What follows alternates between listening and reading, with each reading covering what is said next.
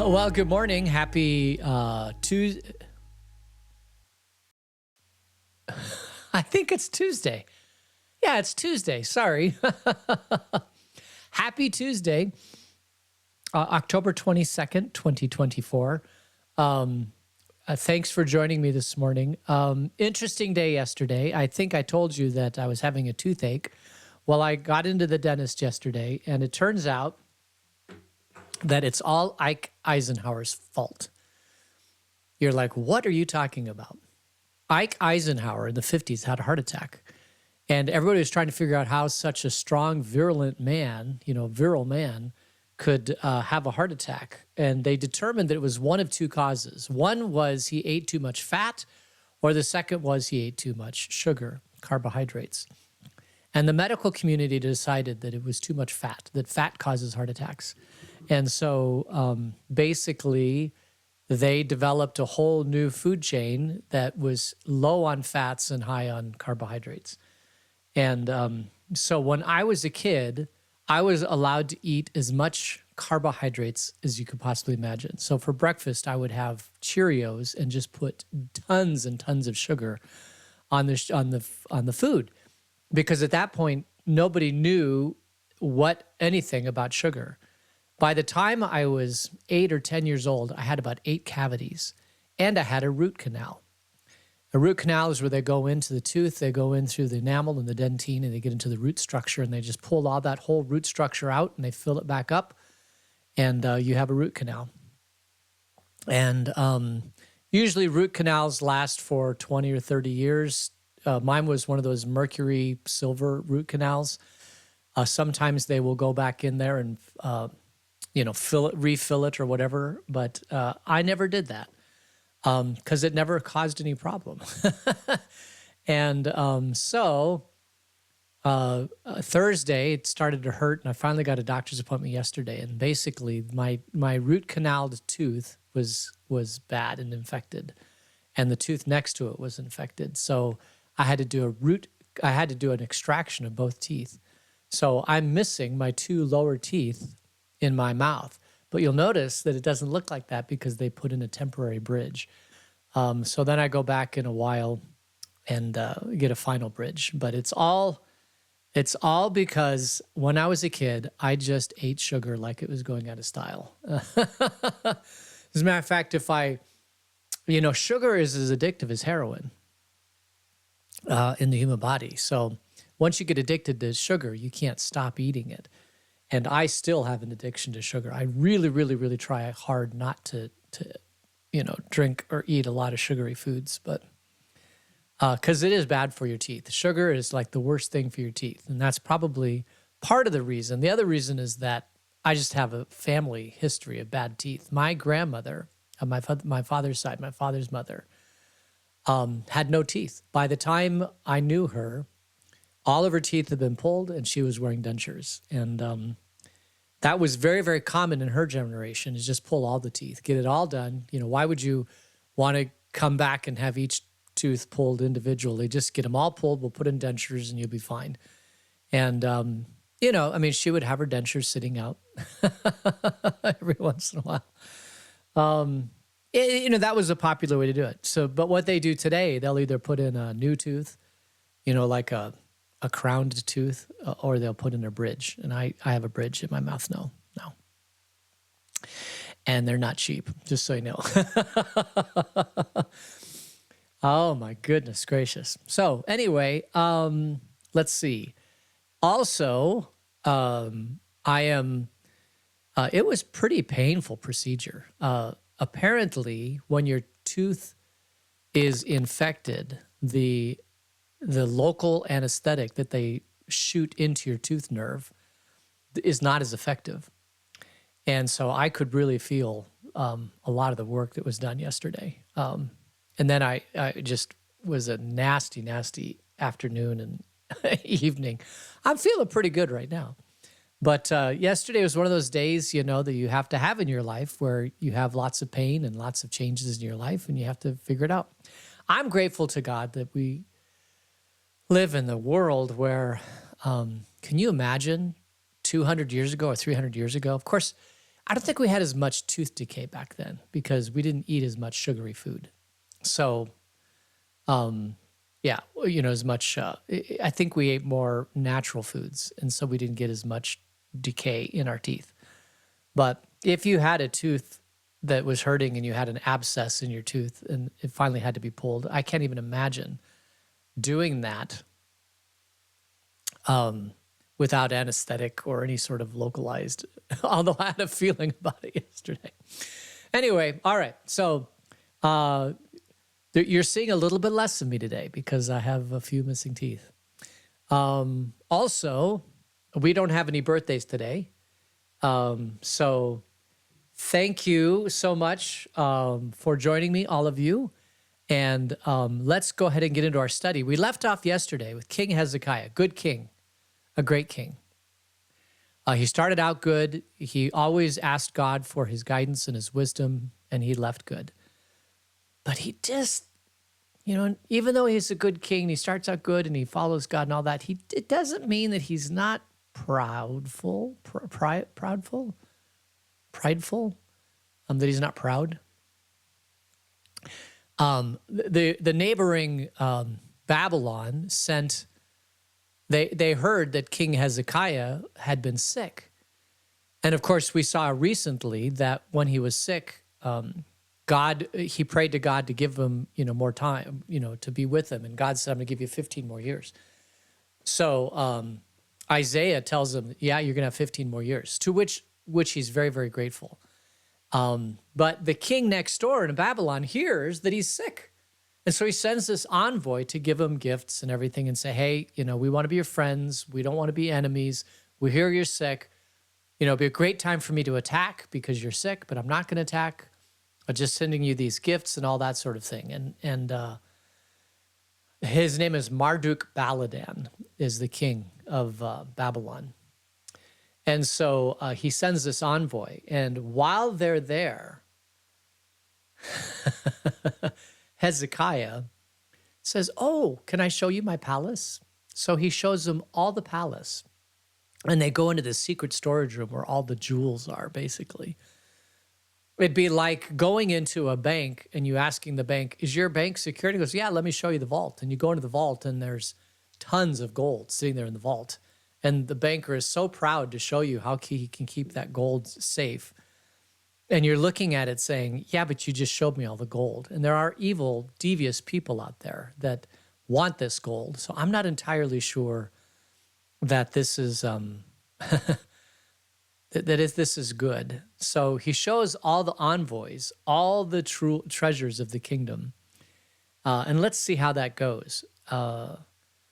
Because we left, he said, he showed him the armory and everything found among his treasures. There was nothing in his palace or in all of his kingdom that Hezekiah did not show them. That's how we left it off yesterday. So let's see what happens. Then Isaiah, this is chapter 20, verse 14. Then Isaiah, the prophet, went to King Hezekiah and asked, what did those men say, and where did they come from? Oh, from a distant land, Hezekiah replied. They came from Babylon. And the prophet asked, what did they see in your palace? Oh, they saw everything in my palace, Hezekiah said. There's nothing among my treasure that I did not show them. I mean, listen to the guy. He's like, I showed them everything. I'm so excited. They know everything about us. They know how wealthy we are, and they know how powerful we are, and they know who I am and everything. And the prophet asked, then Isaiah said to Hezekiah, verse 16, hear the word of the Lord. The time will surely come when everything in your palace and all that your predecessors have stored up until this day will be carried off to Babylon. And nothing will be left, says the Lord. And some of your descendants, your own flesh and blood, whom will be born to you, will be taken away, and they will become eunuchs in the palace of the king of Babylon. So Isaiah says, what were you thinking? You can't show them all the palace. I mean, show them a little bit, but don't show them all the treasures. And Isaiah said, listen, they're going to come and they're going to conquer us. They're going to take your kids. They may not kill your kids, but they'll create eunuchs out of your kids. I mean, a eunuch is basically a male who's had all of his sexual organs taken off. And they served queens, right? They did all sorts of tasks. You can imagine that King Hezekiah's kids would be very well educated, as well as they could at that time. So they'd make great, if they create eunuchs out of them, they'd make great little servants in the Babylon kingdom, because they're not going to impregnate the queen. They're not going to have any offspring to rival the king for challenge to authority and the throne. I mean, they're just basically people who kind of, what did they call them today in games? They're people in games that don't really act. They're just in the game. I think they're called NPCs. That's what a eunuch is. It's like an NPC. You can be in a kingdom, but you're not going to have any future in the kingdom because you're not going to have any kids. And, you're not going to be able to take care of you when you're young, when you're older, because you're a eunuch. And yeah, you're basically a eunuch. Instead of having kids, you're tied to a palace. You're tied to a dynasty. You're tied to people. Anyway, apparently that's the prophecy that Isaiah gives him. And verse 19, "The word of the Lord you have spoken is good," Hezekiah replied, for he thought, "Will there not be peace and security in my lifetime?" I mean, you'll remember that he had already had an attack that he was able to fend off through a miraculous display of God's will. When they came, the army came, and the angel of the Lord came and killed all the people that were getting ready to attack Jerusalem. Basically, in his lifetime, there was a lot of no peace. Will there not be peace and security in my lifetime? And the thing is that we are so blessed to live in the 21st century in the United States. When I grew up, the Vietnam War was going on, and of course, we've had several wars since then. But as far as a war on our soil, where I feel when I wake up in the morning danger because I might get bombed or killed or something like that, I have lived all my life to this day and have never, ever felt afraid or that it would be a threat to my life to go outside or to live in my community or to do the things of life. And that is very, very rare in the history of mankind. I don't know the exact statistics. I've looked it up a couple times for different sermons, but I mean, it's like a high percentage. I think 80 or 90% of the time, the world is in conflict. And so if you can live your whole life without conflict, you have lived a very, very, well, the downside of that is that it's during conflict, right, where people draw closer to God. So maybe that's one of the reasons why the United States seems to be kind of moving away from God, is because we don't see any really threats. And so we don't feel like a national reason to go towards God. But here's the interesting thing. The amount of things written on the internet, they have these things called video podcasts. And some of these people are just secular people like, Joe Rogan or Jordan Peterson or, Bilyeu, what's his name? Tom Bilyeu. All these people who do long form podcasts, Russell Brand, they're all eventually getting to the point where they start talking about God and who is Jesus and why has Jesus been so important for our culture for 2,000 years? And it is amazing. There is a renaissance happening. I don't know if you know this, but there's a renaissance happening all across the internet about Jesus Christ. People are taking a second and a third and a fourth look of Jesus Christ, and it is amazing. And I think it is because we're not at war, but there's a lot of tension in the world around us today, like high tension. It's like the piano wire has been stretched to its limit and it's about to break. And so I see on the internet a lot of people who you would never think would even give Jesus Christ a second thought. And they're talking about him. Elon Musk, he's asked about Jesus and he's like, yeah, I like the teachings of Jesus. And I think that people should, consider living their life like Jesus lived his life. I mean, like, you got to be kidding me. It's just pretty amazing, if you ask me. It's just pretty amazing. It'll be interesting to see over the next, if God grants me life, 20 to 30 years, what the world's going to look like if we have this renaissance. You've heard of the Great Awakening, the Great Awakening at the end of the 19th century and the Second Great Awakening. I mean, there are times for whatever reason when Jesus Christ becomes forefront in the world. And I think we're seeing the beginning of that right now. It's fascinating. It's a great time to be church. Great time to be church. Although church buildings, I don't know. I mean, people are going to experience Jesus, I think, in various different ways moving forward. It may not be going to church on Sunday morning. It might be in different ways. It might be on a podcast. But we'll just have to see. All right. I kind of went off kilter a little bit. Hezekiah is a good king. And he's, at the end of his life, he's like, will we not have peace and security? But let's continue reading in verse 20.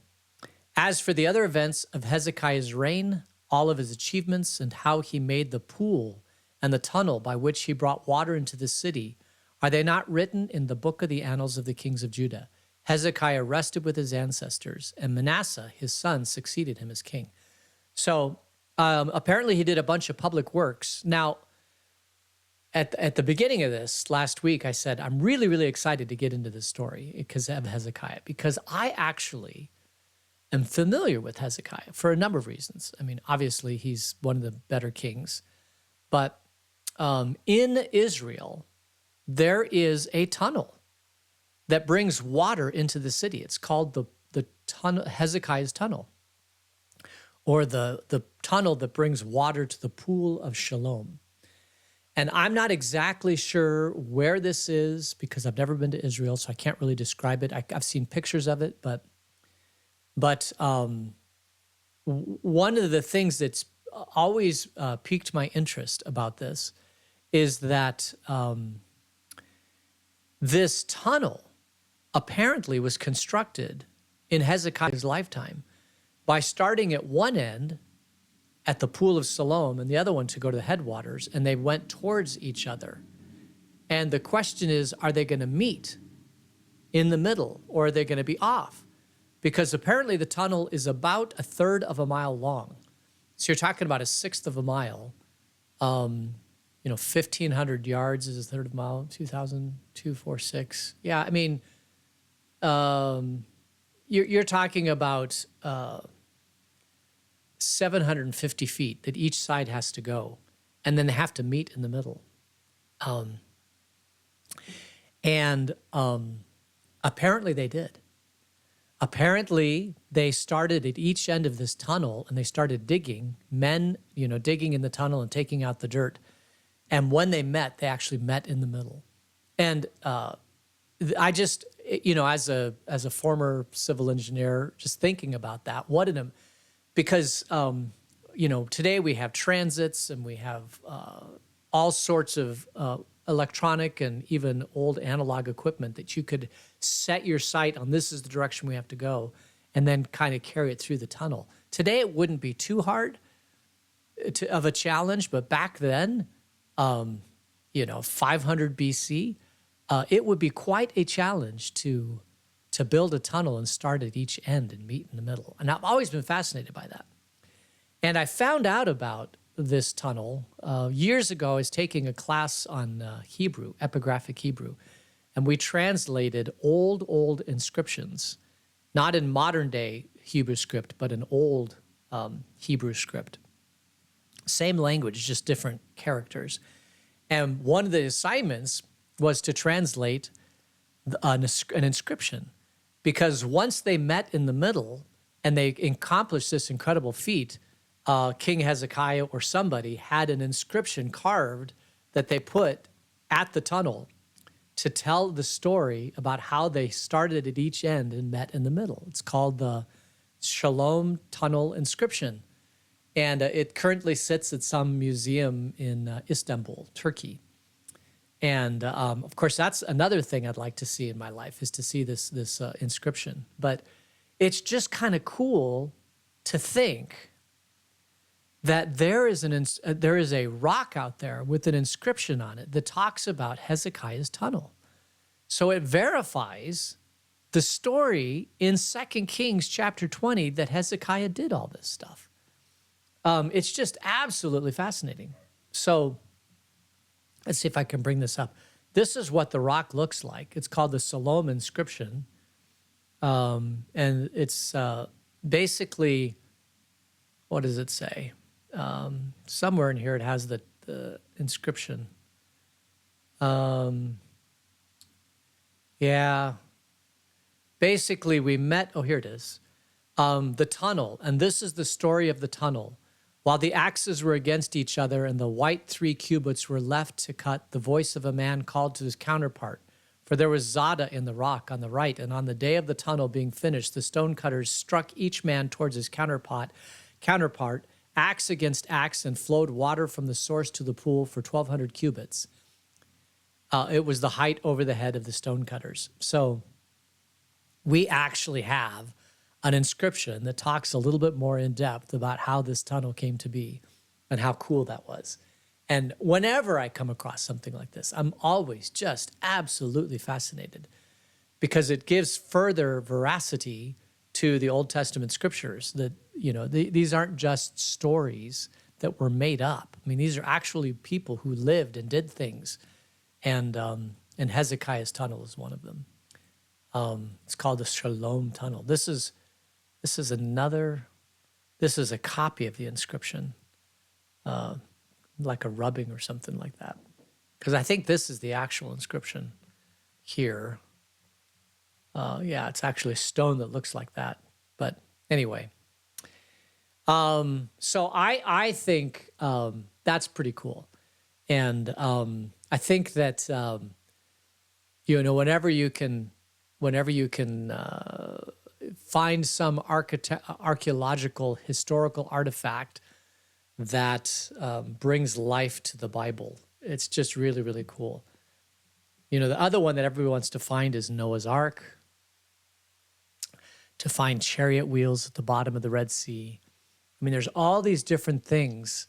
And apparently there are chariot wheels at the bottom of the Red Sea, which doesn't necessarily mean that it was the Red Sea crossing, but if you find a bunch of them and they're in a line and they go from from Egypt all the way over to the Arabian Peninsula, I mean, come on. I mean, it's not that far a stretch, right?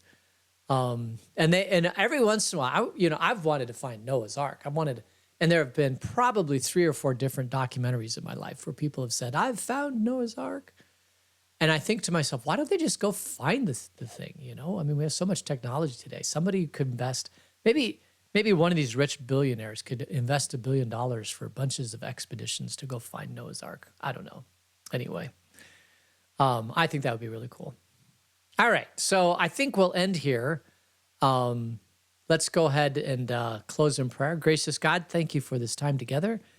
And until we meet again next week, tomorrow, keep us in your grace. Amen. All right, let's see what we got over here. Oh, Hezekiah Tunnel Bible Places. Should I bring that up? Oh, wow, it's got some pictures. So if you look on the notes that are left on the show, you can click on the actual tunnel itself and you can see it. Oh, some pretty good pictures of it. Well, that's pretty cool. Yeah, if God ever blesses me to go to Jerusalem, I do plan to go see this tunnel. There's absolutely no question about it. And if God ever blesses me to go to Istanbul, I'm going to go see the inscription. And there's a whole bunch of other stuff in that museum. It's a museum in Istanbul that has a lot of old, ancient artifacts. So I'd love to see those too. All right. So I guess that's it. Thank you so much for joining me. And I pray that you have a blessed day. And we'll see you tomorrow. Take care. Bye.